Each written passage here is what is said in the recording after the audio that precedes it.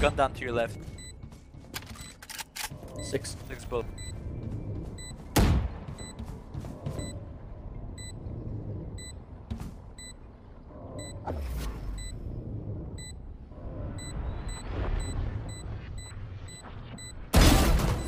Enemy remaining.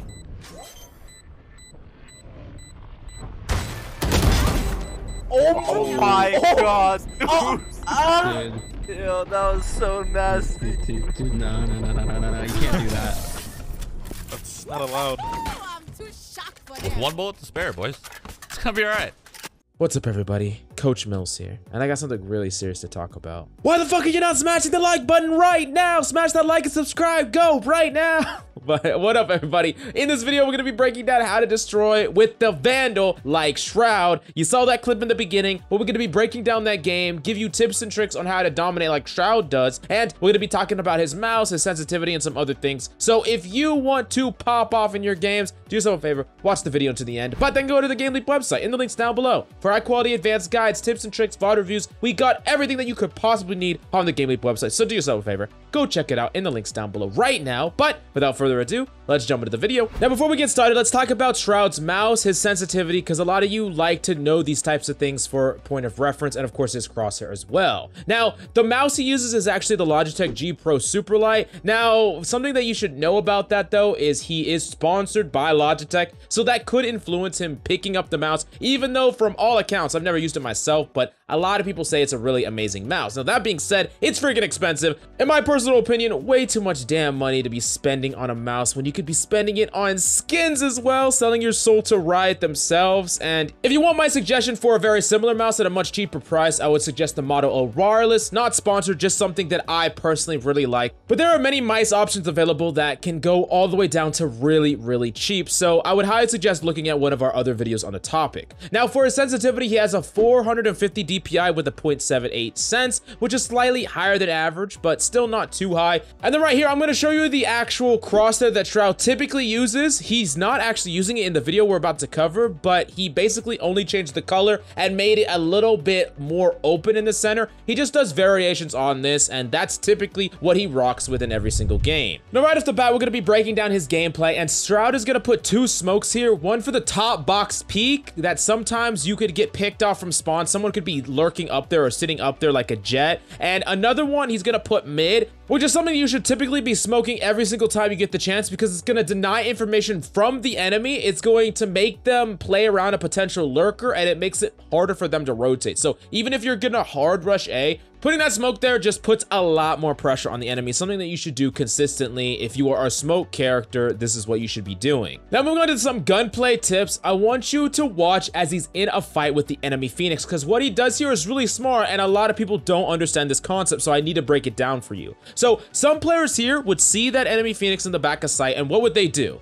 They would probably full swing out and try to challenge him. They know where he is, they want to full challenge that Phoenix. But here's the thing, Shroud says out loud he's gonna wait for his Phoenix to flank, because his Phoenix just wrapped around to the left side. You see, his wrapping Phoenix is going to be able to challenge that Phoenix and potentially get a free kill on him. However, if Shroud full swings out and dies, now the enemy Phoenix is going to be able to kill Shroud and then swing to the right and see the Phoenix that is swinging him, and potentially the enemy Phoenix could get both of them and get both kills. So basically what Shroud does here is called soft challenging. He doesn't risk dying, he doesn't full swing out, he's just firing a little bit and forcing the enemy to respect him and not dying very importantly, and he's waiting for his ally to flank. Now, the enemy Phoenix has to watch for the Shroud angle and basically wait for a potential Shroud full swing, but Shroud doesn't actually risk dying in the process, and the enemy basically dies for free to that Phoenix. Now, this is really, really strong and important to do. How many times in your games have you been fighting someone and you have someone flanking? This is really important for you to understand, hey, if I have a player flanking, I do not need to full challenge. I want to keep the enemy's attention. I don't want to just hide, but I don't want to full challenge and die, because after I die, now the enemy is going to think, okay, where's the other person? Maybe I should check behind me, and that actually puts the flanker at risk. So you want to keep their attention, but you do not want to hard engage and die. Very important, and it's going to win you a lot of games using this tactic. Now, in this next team fight, Shroud is going to be in a 2v4, which by all accounts he should not win, but he does win. And how does Shroud and his teammate pop off, and how does the enemy mess up to basically throw this round so hard? Now, the first and most important thing that Shroud does is initially take space on the back of site aggressively. He's not walking up or creeping up incredibly slowly, checking every single angle. He's taking the back of site very, very quickly. You see, he's in a situation where he's using eco guns and he's not fishing, and he's actually playing for the win. And it's important to understand the difference.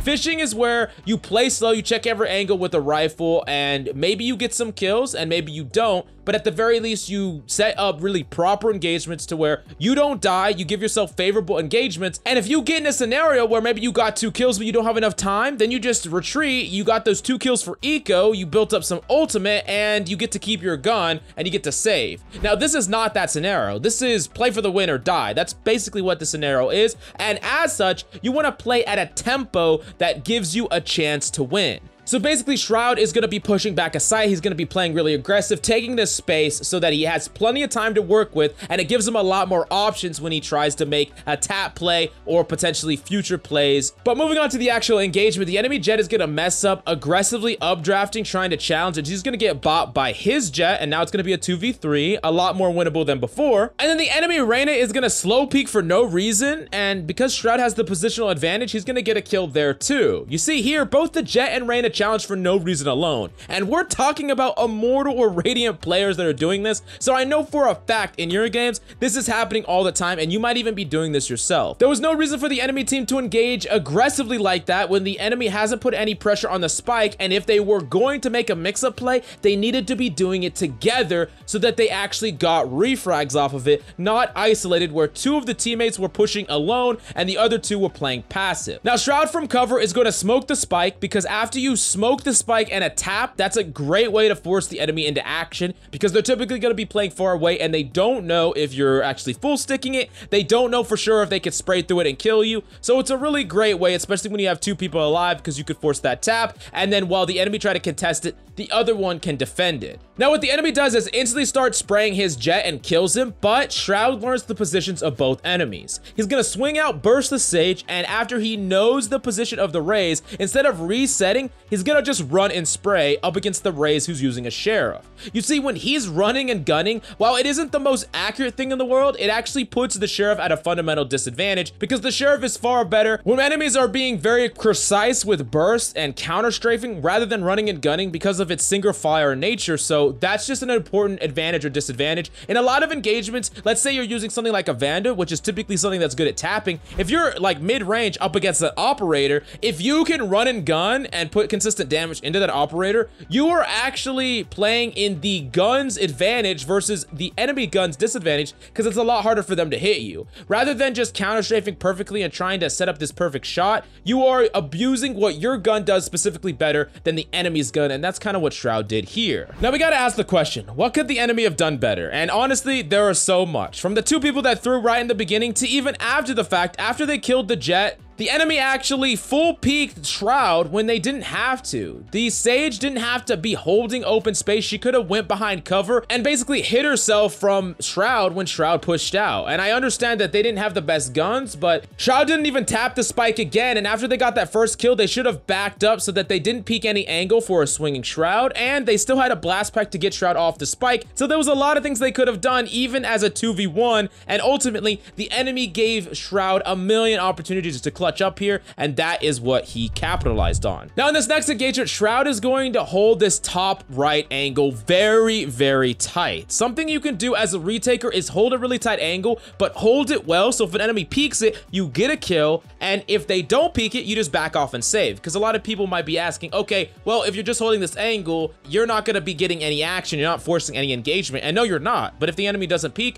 you can just back off, no harm, no foul, but you get to hold this angle really, really tight, and you're setting yourself up for a pretty simple kill if enemies do peek it. Now, the enemy is going to miss his op shot, and Shroud's just going to tap him to death, and then watch as Shroud swings and instantly pre-aims the left angle of this opening, where it's pretty likely that an enemy is going to be holding there. This is a really important angle to clear, and there actually was an enemy there. So disciplined crosshair placement actually gets him a second kill, and note how he's ready to flick back to the top, which he does to zone away the enemy jet. He's not going to win this round, but getting those 2 kills was pretty nice, especially when he was up against 1v1 1v4, and it was very unlikely for him to win at all. Now, the moment you've all been waiting for, let's talk about the actual pop-off moment that we saw at the very beginning of the video. Shroud is in a 1v3 retake scenario, and he's gonna smoke the spike so that he denies information and gets to lurk up. Now, he hears the enemy nearby, and he doesn't tap because he can't let his position be known until the engagement. A lot of people are like, hey, you said to tap earlier. Well, there's some things that are different about this scenario than the previous one.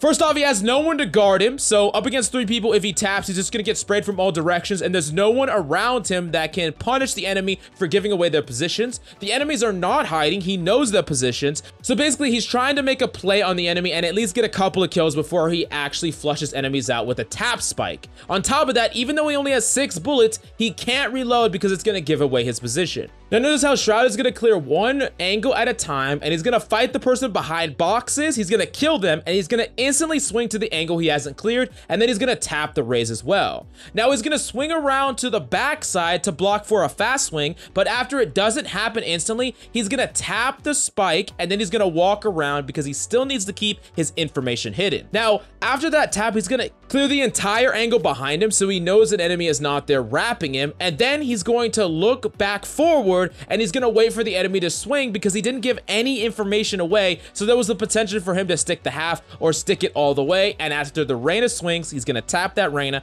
and get a kill, clutching up the round with a bullet left when he only had freaking 6 bullets. What a goddamn Chad. Now this showed many good fundamentals that a lot of us can take into account. Understanding that denying information from the enemy is extremely important, isolating the angles that you're taking, not wasting a lot of the ammo that you do have, and playing with what you got. He knew he couldn't give up his information. Even though he only had 6 bullets, he had to play for that because otherwise it was gonna be impossible for him to win the round. All in all, Shroud is freaking nuts at this game, and his gunplay fundamentals are second to none. I mean, it's really a treat watching him, and I hope each and every one of you learned something. And if you like videos like this, we have tons more on the Game Leap website in the links down below. High quality, in-depth VOD review breakdowns that is going to show you step by step exactly what you should be doing on a wide variety of characters so that you have everything you need to climb to Immortal and beyond, just like Shroud. But I hope you enjoyed the video. I hope you learned something. Definitely let me know what you think about it in the comments down below. But I love your faces. I'm Coach Mills, and I'll see you tomorrow.